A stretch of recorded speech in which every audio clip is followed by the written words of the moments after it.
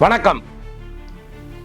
ஒவ்வொரு முறையும் வட இந்தியாவில் தேர்தல் நடக்கும் போதெல்லாம் வெடிகுண்டு தாக்குதல் தீவிரவாதிகளால் நடத்தப்படுது. கடந்த 2014 இருந்து கிட்டத்தட்ட 33க்கும் மேற்பட்ட தீவிரவாத தாக்குதல் நடத்தப்பட்டிருக்கு. சமீபத்தில் 2 தினங்களுக்கு முன்னாடி டெல்லியில செங்கோட்டைக்கு அருகில இந்த மெட்ரோ ஸ்டேஷன் பக்கத்துல ஒரு கார் வெடிகுண்டு வெடிச்சு 13க்கும் மேற்பட்டவங்க இறந்து போனாங்க. 20க்கும் மேற்பட்டவங்க படுகாயம் அடைஞ்சாங்க. அந்த வெடிகுண்டு விபத்து தீவிரவாத தாக்குதல் தான் அப்படின்னு சொல்லி இந்திய உளவுத்துறை எச்சரித்து ஒட்டுமொத்த இந்தியாவுடைய பெருநகரங்கள் அனைத்துமே அலர்ட் செய்யப்பட்டது. அதாவது ரெட் அலர்ட் போடப்பட்டு நகரங்கள் எல்லாம் கண்காணிக்கப்பட்டு வருது. அதில் நம்ம வாழ்ற இந்த பெங்களூர்லயே பாத்தீங்கன்னா ஒரு பெரிய அளவில் காவல்துறை கெடுபிடியோடு எல்லா இடங்கள்லயும் மக்களை கண்காணிக்கிறத நம்ம கண்ணால பார்க்க முடிஞ்சுது. இந்த வெடிகுண்டு விபத்துக்கள் கடந்த 2014 இருந்து தேர்தல் நேரங்களில் மட்டும் ஏன் நடக்குது அப்படின்னு சொல்லி பல்வேறு விதமான கேள்விகளை எழுப்பியிருக்காங்க பலதரப்பட்ட ஆட்கள். அந்த கேள்விகள் எல்லாம் நாம உங்க முன்னாடி வைக்கின்றதுக்காகத்தான் இந்த வீடியோ நம்ம போட்டிருக்கோம். முதல்ல டெல்லி சம்பவம் எப்படி நடந்ததுன்றதை நம்ம பார்த்தோம்.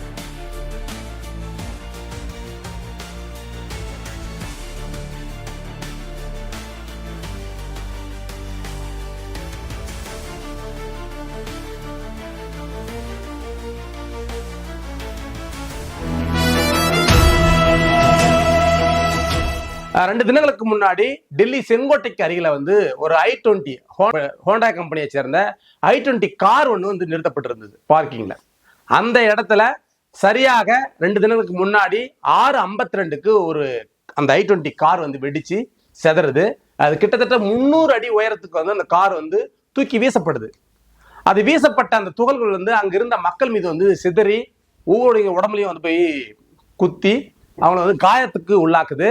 அப்படி படுகாயம் அடைஞ்சவங்க 20க்கும் மேற்பட்டவங்க சொல்லி தகவல் நமக்கு வந்திருக்குது. அதே போல அந்த வெடிகுண்டு விபத்துல 13க்கும் மேற்பட்டவங்க இறந்து போயிருக்காங்க.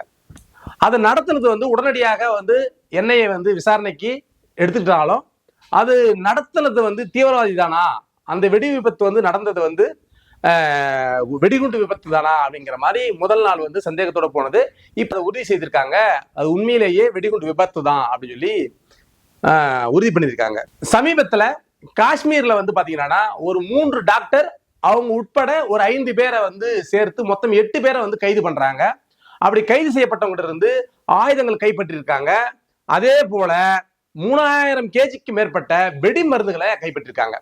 அப்படி கைப்பற்றப்பட்டு அவங்க கிட்ட விசாரணை பண்ணதுல நாங்கள் இந்தியாவில் பல்வேறு இடங்கள்ல நாங்க பயங்கரவாத தாக்குதல் நடத்த போறோம் அப்படின்னு சொல்லி அவங்க சொன்னதாக உளவுத்துறை இந்திய அரசுக்கு எச்சரிச்சது.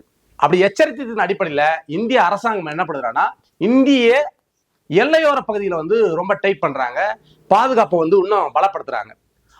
இந்த சூழல்ல தான் டெல்லி மாநகரத்துல இந்த மாதிரி ஒரு தீவிரவாத தாக்குதல் நடத்தப்பட்டிருக்கு.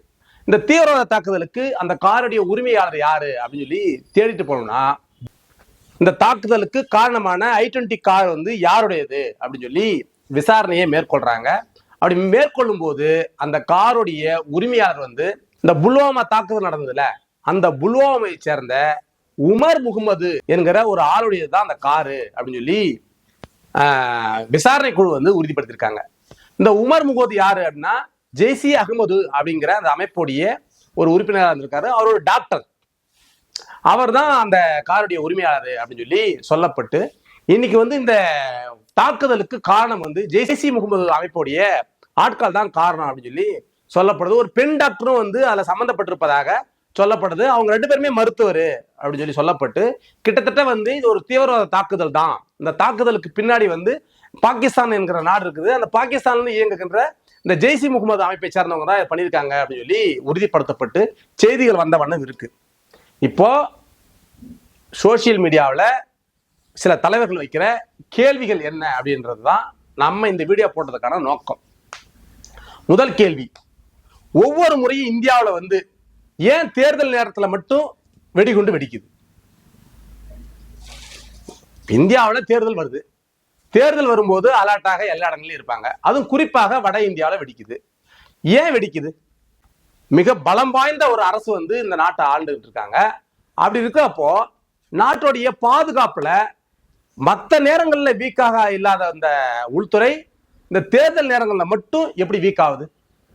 அந்த நேரங்களில் மட்டும் எப்படி உளவுத்துறை கண்ணுல வந்து மண்ணை தூவிட்டு நாட்டுக்குள்ள புகுந்து அது முக்கிய நகரத்துக்குள்ள எப்படி வந்து தீவிரவாதிகள் தாக்குதல் பண்றாங்க? அதுவும் டெல்லி செங்கோட்டை என்பது வந்து ஒரு பரபரப்பான ஒரு பகுதி, இந்தியாவின் தலைநகரம். அந்த தலைநகரத்துக்குள்ள தீவிரவாதிகள் வெடிகுண்டு மருந்தை கொண்டு வந்து ஒரு கார்ல ரொப்பி அந்த காரை வெடிக்க செய்யறாங்கன்னா இந்தியாவுடைய பாதுகாப்பு எவ்வளவு கேவலமாக இருக்குது அப்படிங்கிற கேள்வியை சோசியல் மீடியாவில் எழுப்புறாங்க. இதை நம்ம எழுப்பல, இந்த நாட்டின் பிரஜையான பொதுமக்கள் எழுப்புறாங்க. அந்த அளவுக்கு இந்தியாவுடைய பாதுகாப்பு வந்து கேவலமாக இருக்குதா, அந்த அளவுக்கு தான் மோசமா இருக்குதா அப்படிங்கிற கேள்வியை பொதுமக்கள் வந்து எழுப்புறாங்க.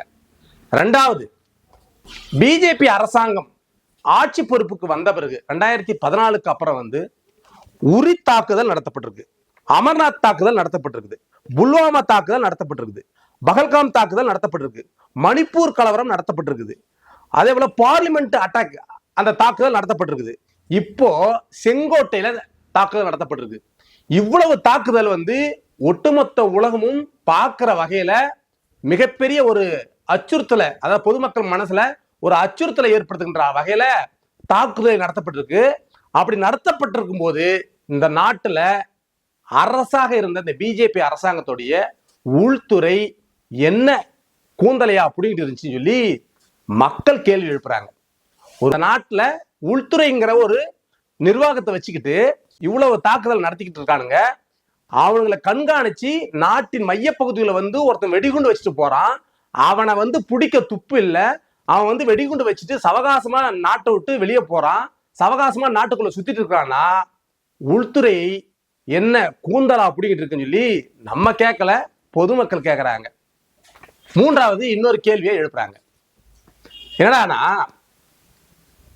அந்த தாக்குதல் நடத்துறதுக்கு முன்னாடி, அதாவது ஒரு 3 மணி நேரத்துக்கு முன்னாடி ஒரு 12ஆம் வகுப்பு மாணவன் அந்த டெல்லி அந்த செங்கோட்டை வழியாக போற ஒரு மாணவன் வந்து அவன் ஒரு போஸ்ட் போடுறான்.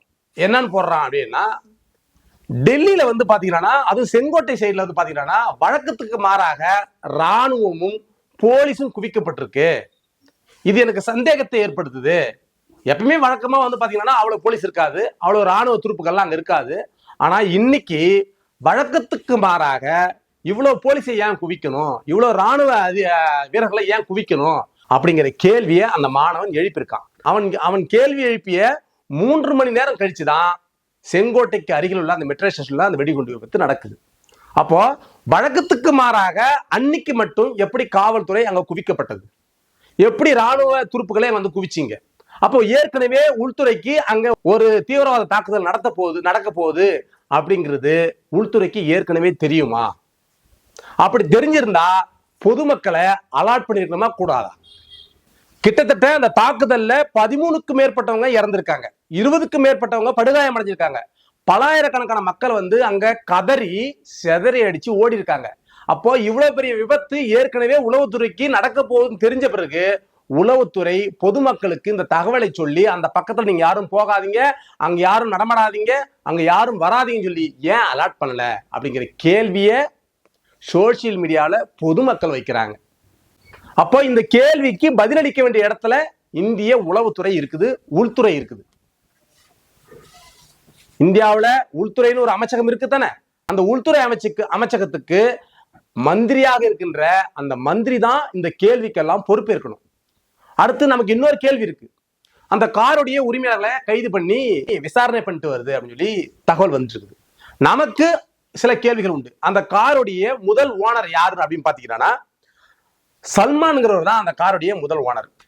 பொதுவா வந்து பாத்தீங்கன்னா இந்தியாவில காரை வந்து செகண்ட் ஹேண்ட்ல வாங்கி விற்கிறது, கேரேஜ் வச்சு நடத்துறது, அப்புறமா கார் மெக்கானிக் ஷாப் வைக்கிறது, அப்புறமா பழைய கார்களை வந்து ரெடி பண்ணி விற்கிறது, இந்த மாதிரி தொழில யார் ஈடுபடுறாங்க அப்படின்னு பாத்தீங்கன்னா இஸ்லாமியர்கள் தான் ஈடுபடுறாங்க. அந்த வகையில இந்த கார் வந்து 8 பேர் கையில மாறி இருக்கு. முதல் ஓனர் வந்து 8வது ஓனர் வரணும், அது ஒவ்வொரு கையிலையும் மாறி மாறி மாறி வந்து வந்திருக்குது. அது 8வது ஓனர் தான் இப்போ வந்து பிடிபட்டு கைது செய்யப்பட்டு விசாரணை பண்ணி வராங்க, எல்லாரும் விசாரிக்க போறாங்க. நம்ம என்ன கேள்வி கேட்கிறோம் அப்படின்னா, அந்த காருடைய முதல் ஓனர் வந்து சல்மான். ரெண்டாவது அந்த சல்மான் வந்து யாருக்கு வித்திருக்காரு அப்படின்னா தேவேந்தர் என்பதற்கு வந்து வித்திருக்காரு. இந்த தேவேந்தர் வந்து என்ன பண்ணிருக்காருன்னா அடுத்து வந்து தாரிக் என்பவருக்கு வித்திருக்காரு. தாரிக் அப்படின்னு கூறப்படுற அந்த ஆளு 4வது நபருக்கு வித்தார்ல, அப்படி விற்கப்பட்ட டாக்குமெண்ட் எதுவுமே ஒரிஜினல் கிடையாது, எல்லாமே போலி அப்படின்னு சொல்லி ஆர்டிஓ ஆபீசர் சொல்லியிருக்கு.